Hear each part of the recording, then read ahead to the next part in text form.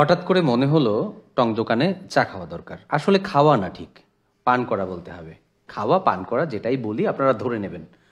Bike নিয়ে আস্তে আস্তে রওনা দিলাম। ওই যে সাইনবোর্ড দেখা যাচ্ছে না, ওটা হচ্ছে আমার বাড়ি।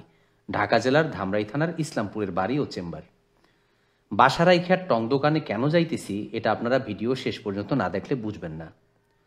উপজেলা পরিষদ থেকে ধামরাই বাজারে ঢুকে তারপর শরীফবাগের দিকে যাব। সামনে হচ্ছে ধামরাইয়ের বিখ্যাত হ্রদ। আমরা চা খেয়ে আসার পরে ভালোভাবে আপনাদের দেখাবো যখন আমরা ফিরব। ধামরাইয়ের 100 বছরের পুরাতন বিল্ডিং আছে। এখানে নাটক, সিনেমার বিভিন্ন ধরনের শুটিং হয়। মনে আছে মেড ইন বাংলাদেশ সিনেমার কথা?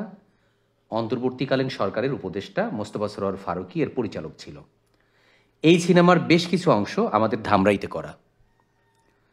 আপনাদের যদি কারো জানা থাকে এমন কোনো সিনেমা বা নাটক যেগুলো ধামরাইতে শুটিং করা হয়েছে, কমেন্ট করে জানাবেন। আমি তো নাটক সিনেমা দেখি না, তাই এ বিষয়ে আমার ধারণা নেই। সামনে শরীফবাগ ব্রিজ। যাওয়ার সময় ব্রিজের ভিডিওটা করতে মনে নাই, আমরা যখন আসবো তখন আপনাদের দেখিয়ে দেব।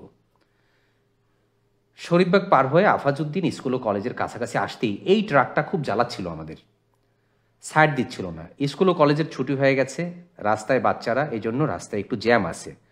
আফাজউদ্দিন স্কুল ও কলেজ হচ্ছে আমাদের ধামরাইয়ের বিখ্যাত একটা স্কুল ও কলেজ।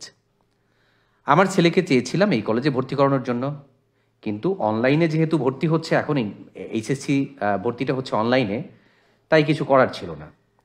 অনলাইনে আবেদন করার পরে ধামরাইয়ের আর একটা বিখ্যাত স্কুল হার্ডিন্স স্কুল ও কলেজে বাচ্চার নাম এসেছে। প্রাকৃতিক পরিবেশটা সুন্দর না? এই যে রাস্তার দুপাশে সুন্দর পরিবেশ। আমাদের গন্তব্য টং দোকানের রং চা। আমরা কিন্তু এসে গেছি।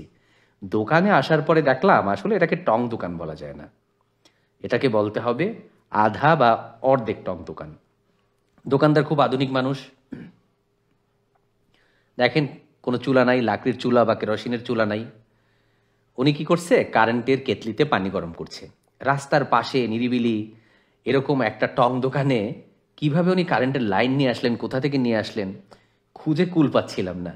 আশেপাশে কিন্তু বাড়িঘর তেমন নেই, পাশেই সুন্দর একটা পরিবেশ। একটু পরেই দেখবেন, আপনারা কিন্তু এখন বুঝতে পারবেন যে আমি কেন আসলে এখানে এসেছি। আমার চেম্বার থেকে, বাসা থেকে এত দূরে চা খেতে এসেছি কেন, এর হাকিকত আপনারা একটু পরেই বুঝতে পারবেন। ভদ্রলোক খুব ভালোভাবে চা তৈরি করলো, ভালোই লাগলো। সুন্দর ঘ্রাণ আসতেছিল, কাঁচা পাতা।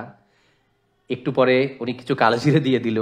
সম্ভবত এলাকার মানুষ কালোজিরা পছন্দ করে, একটা ফ্লেভার পাচ্ছিলাম। ওনার দোকানের পাশেই প্রাকৃতিক পরিবেশ। দেখুন, একটু তাকিয়ে দেখুন না, কত সুন্দর।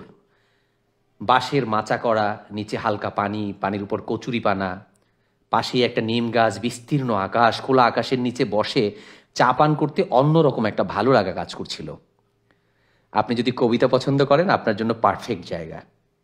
আবৃত্তি করেন অথবা যা করেন। এর মধ্যে হঠাৎ করে আমার চেম্বার থেকে একজন সহকারী ফোন দিল, রুগী চলে আসছে, দ্রুত চেম্বারে চলে আসেন। কিছু করার নাই, চেম্বারের জন্য আবার রওনা দিলাম। এই হচ্ছে সেই শরীফবাগের বিখ্যাত ব্রিজ, একদম পুরাতন একটা ব্রিজ। আমরা আজকে এখানে আসবো আর এই দৃশ্যগুলো ভিডিও করে আপনাদের দেখাবো, এটা কিন্তু মাথায় ছিল না। এই জন্য আমি লুঙ্গি পরে এসেছি। আপনাদের জন্য ভিডিও করব জানলে লুঙ্গি পরতাম না, পাজামা অথবা ট্রাউজার পরতাম। ক্যামেরা হাতে যে সহকারী আমার ভিডিও করছিল, তিনি বললেন, স্যার আপনার ইজ্জত তো পাংচার হয়ে যাবে। আমি বললাম, কোনো সমস্যা নাই, এই ভিডিও যারা দেখবে সবাই আমার আপনা মানুষ। আপনা মানুষরা লুঙ্গি পরা দেখলে কোনো সমস্যা নাই। আপনা মানুষদের কাছে লুঙ্গি যা, ওই ট্রাউজার পাজামা সবই এক জিনিস। ওই যে সামনে দেখা যাচ্ছে সেই রথ, এই রথটি হিন্দু দেবদেবীদের নানা ছবিতে সজ্জিত। এই রথযাত্রাটি বাংলাদেশ ভূখণ্ডের সর্বাধিক প্রাচীন এবং দেশের বৃহত্তম রথযাত্রা। সারা দেশ থেকে পুণ্যার্থীরা এই রথযাত্রায় অংশগ্রহণ করতে আসে। আমরা ধামরাই বাজার থেকে উপজেলা পরিষদ পার হয়ে আমাদের চেম্বারে চলে যাব। সুন্দর একটা পুকুর আছে এখানে। এই যে বিল্ডিং দেখছেন না, এটা হচ্ছে উপজেলা পরিষদের বিল্ডিং।